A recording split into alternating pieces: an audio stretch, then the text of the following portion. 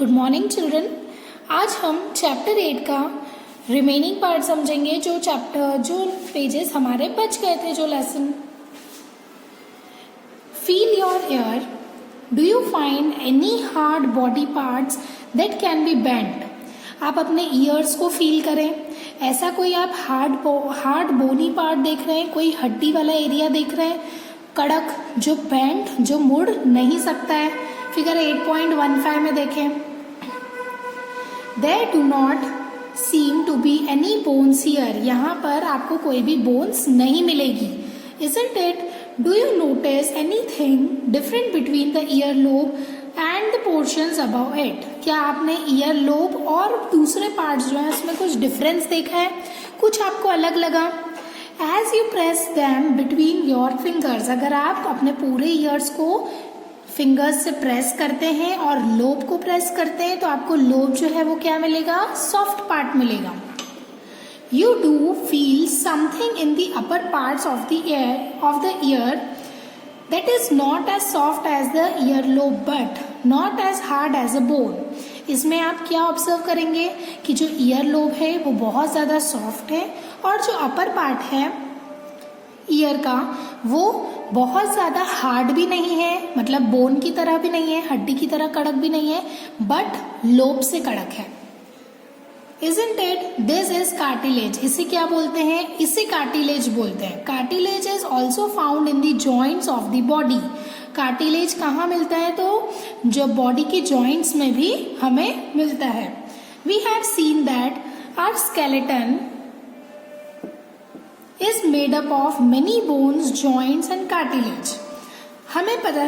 हमें क्या दिखता है कि स्केलेटन जो है वो बहुत सारी बोन्स, जॉइंट्स और कार्टिलेज से बना हुआ है। You could feel, bend and move many of them. इसमें आपको क्या फील होगा? बेंड होगा, मूव आप फील कर सकते हो। Draw a neat figure of the skeleton in your notebook. अपनी नोटबुक में एक नीट फिगर बनाए स्केलेटन का। We have learned about the bones in our body and about joints that help us move in different ways. हम क्या पढ़ते हैं? Bones के बारे में पढ़ते हैं हमारी बॉडी के, और जॉइंट्स जो हमें क्या करती हैं? अलग अलग तरीके से मूव करने में हेल्प करती हैं। What makes the bones move the way they do? कौन सी बोन्स, कैसे बोन्स जो है वो मूव करने में हमको हेल्प करती है? Let us find out. Make a list, feast with one hand, bend your arm at the elbow and touch your shoulder with the thumb. Figure 8.17. See, figure 8.17 में आपको बताया है A और B फिगर। आपको क्या करना है? आपका आर्म जो है वो ऐसे बेंड करना है और फिर स्ट्रेट करना है। Do you see any change in your upper area? Upper arm, अगर आप ऐसे बैंड करते हैं तो आपको अपर आर्म में कुछ चेंजेस दिख रहे हैं आपको?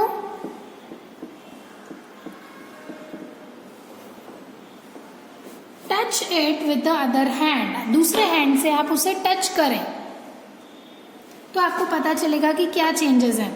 Do you observe a swollen region in the upper arm? क्या आपने नोटिस किया कि आपके अपर आर्म में एक स्वेलन रीजन, मतलब सूजन आ जाती है? This is a muscle. ये क्या है? मसल है। The muscle bulge due to contraction. Muscle क्या हो जाता है? बल्ज हो जाता है कॉन्ट्रैक्शन की वजह से।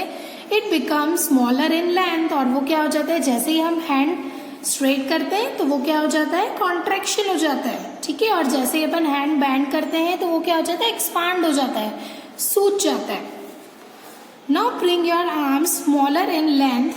Now bring your arms back to its normal position. Normal position पर लाएंगे तो वो normal हो जाएगा।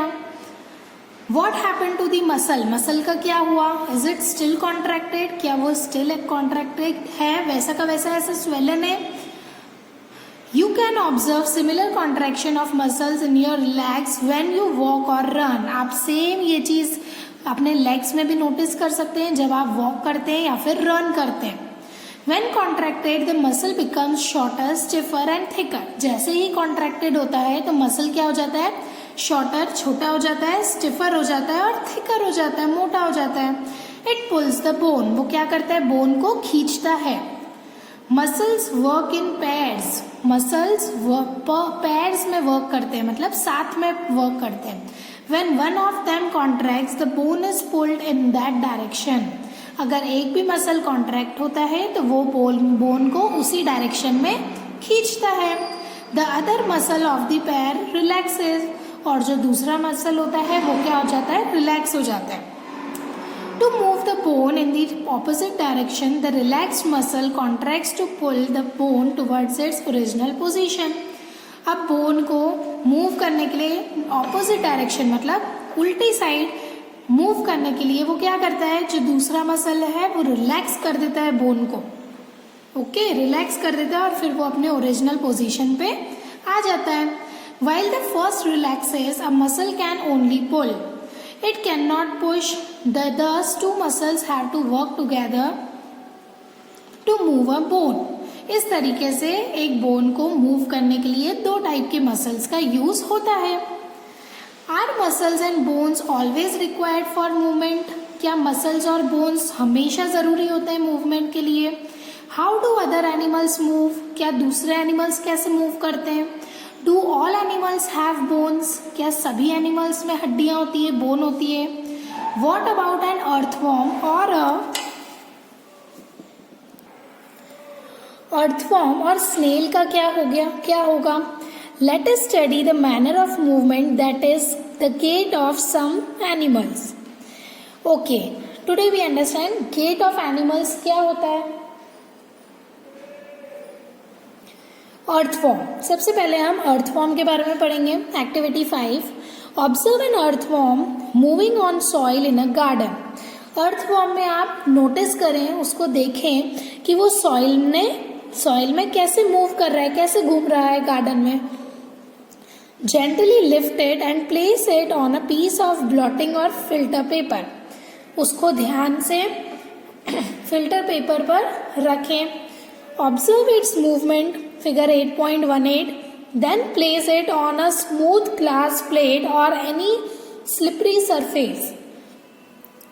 अब आप क्या करें, जो स्मूथ ग्लास प्लेट है, मतलब कोई भी ऐसी चीज जहां पर स्लिपरी सरफेस हो, है ना, वो स्लिप कर सके, तो वो उस सरफेस पर रखें. Observe it's movements now. अब उसका मूवमेंट ऑब्जर्व करें. Is it different from that on paper, क्या ये डिफरेंट है पेपर के ऊपर. अगर जैसे वो मूव कर रहा था तो यहाँ पर दूसरे तरीके से मूव कर रहा है.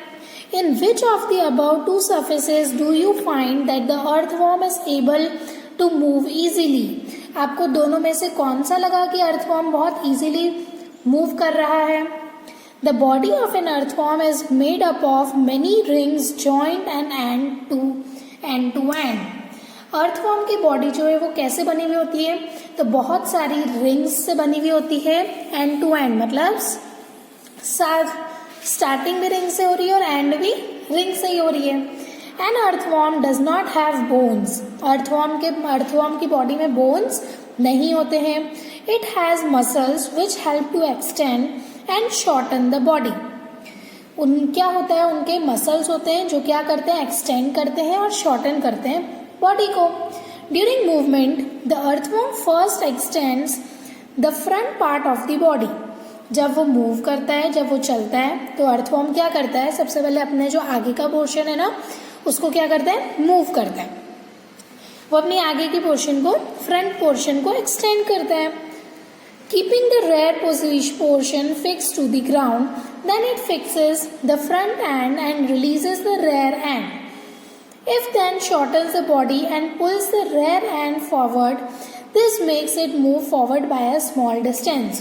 वो क्या करता है, धीरे धीरे धीरे धीरे क्या करता है, वो अपनी बॉडी को मूव करता जाता है, आगे की तरफ लेकर जाता है. This makes it move forward by a small distance, मतलब छोटे छोटे डिस्टेंस से वो आगे फॉरवर्ड करता है. Repeating such muscle expansions and contractions, और फिर ये क्या करता है, इसी तरीके से मसल्स का एक्सपेंशन और कॉन्ट्रैक्शंस को रिपीट करता है. The earthworm can move through the soil में भी वो मूव करता है. Its body secretes a slimy substance to help the movement. उसकी बॉडी में क्या होता है, स्लिमी सब्सटेंस होता है मूवमेंट के लिए, जो उसको हेल्प करता है मूवमेंट के लिए। How does it fix parts of its body to the ground?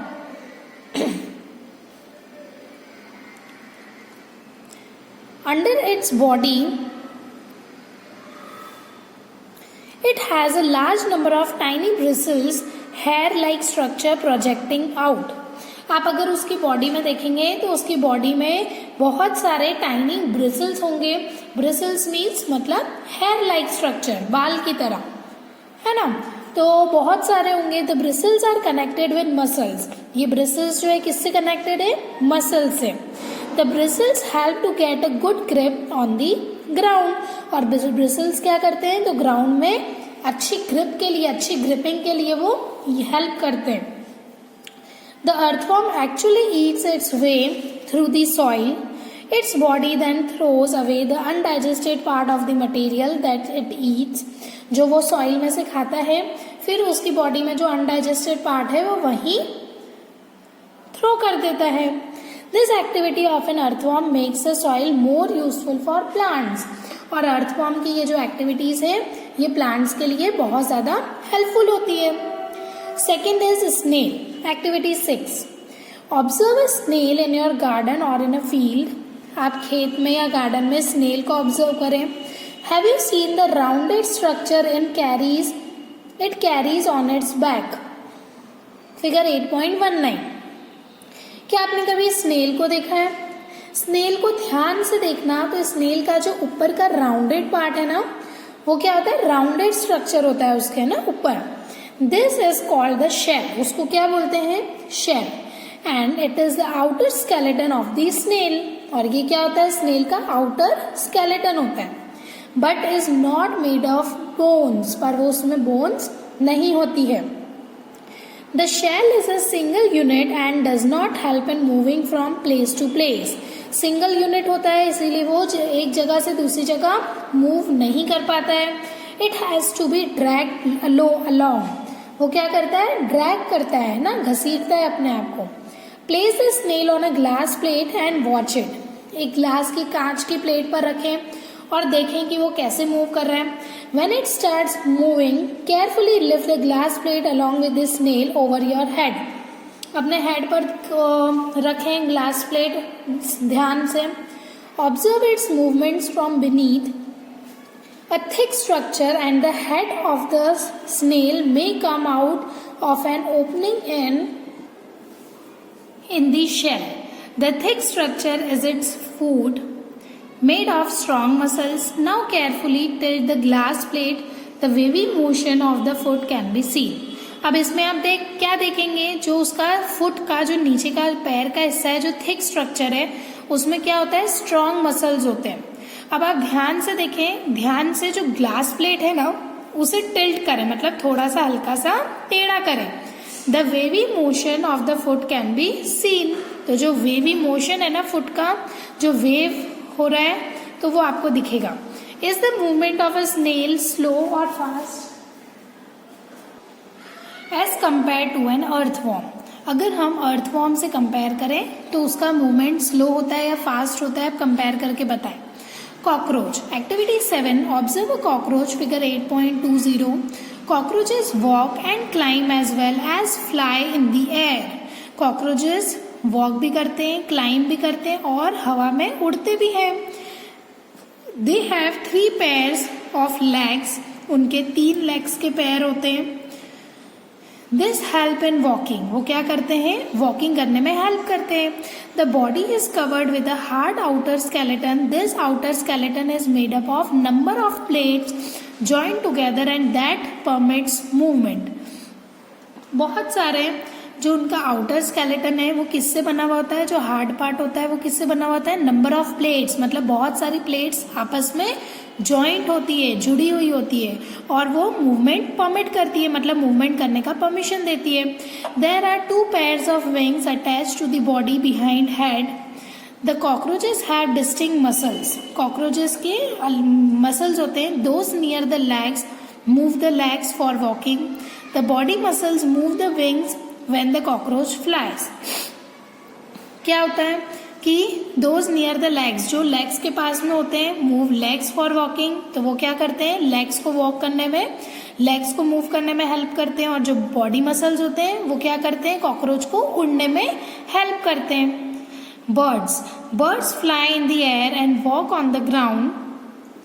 Some birds like ducks and swans also swim in water. Birds क्या होती हैं, तो हवा में उड़ती हैं, वॉक भी करती है ग्राउंड पे। कुछ बर्ड्स ऐसी होती है जैसे कि डक, जो क्या करती है, डक, स्वान्स, जो क्या करती है, पानी में स्विम भी करती है। The birds can fly because their bodies are well suited for flying. Birds fly भी करती हैं क्योंकि उनकी बॉडीज जो है वो बहुत वेल सूटेड है फ्लाइंग के लिए। Their bones are hollow and light. उनकी बोन्स जो है वो क्या होती है, हल्की होती है, खोखली होती है और हल्की होती है, लाइट इन वेट होती है। The bones of the hind limbs are typical for walking and perching. The bony parts of the fore limbs are modified as wings. The shoulder bones are strong. The breast bones are modified to hold muscles of flight which are used to move the wings up and down. इसमें birds की muscles का बताया गया है कि जो बोनी parts होते हैं मसल के, फोर लिम्स वाले, तो वो क्या होते हैं, मॉडिफाइड होते हैं एज अ विंग्स, मतलब विंग्स के तौर पे मॉडिफाई किए जाते हैं। शोल्डर बोन्स जो है वो बहुत ज़्यादा स्ट्रांग होते हैं। ब्रेस्ट बोन्स जो है वो क्या होते हैं, होल्ड मसल्स ऑफ फ्लाइट। वो क्या करते हैं, उड़ने के जो मसल्स हैं उनको होल्ड करके रखते हैं, जो कि which are used to move the wings up and down. जो क्या करते हैं, जो पंख हैं उनको ऊपर नीचे करने में हेल्प करते हैं।